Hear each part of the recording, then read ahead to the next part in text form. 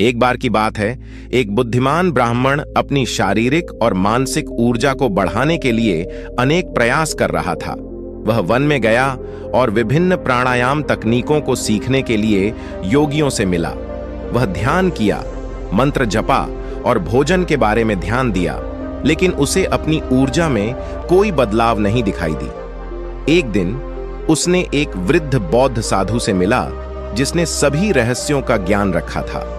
साधु ने उसे कहा कि ऊर्जा को बढ़ाने का सबसे सरल तरीका सेवा करना है। साधु ने बताया कि जब हम अपने आसपास के लोगों की मदद करते हैं तो ब्राह्मण ने साधु की सलाह मानी और अपने जीवन में सेवा का तत्व शामिल किया। वह गरीबों की मदद करने लगा, पेड़ पौधों की रखवाली की और ज्ञान का आदान प्रदान किया। इस प्रकार उसकी ऊर्जा ने अधिकतम स्तर तक उसकी शरीर में बढ़ोतरी की।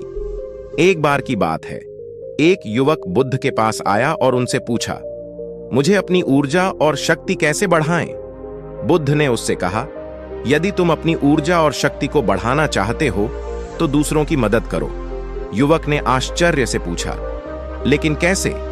बुद्ध ने उत्तर दिया, जब तुम दूसरों की मदद करोगे तो तुम्हारी ऊर्जा और शक्ति स्वतः ही बढ़ जाएगी। सेवा करने से तुम्हारी अंतरात्मा को सुकून मिलेगा और तुम्हारी ऊर्जा में नई ऊर्जा का संचार होगा।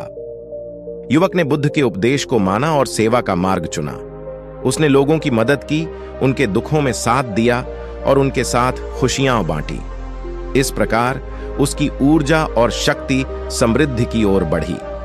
इस कहानी से हमें यह सीखने को मिलता है कि अपनी ऊर्जा और शक्ति को बढ़ाने का सबसे सरल तरीका दूसरों की सेवा में लगाना है। जब हम अन्यों की मदद करते हैं तो हमारी अंतर्मन की शक्ति और ऊर्जा बढ़ती है।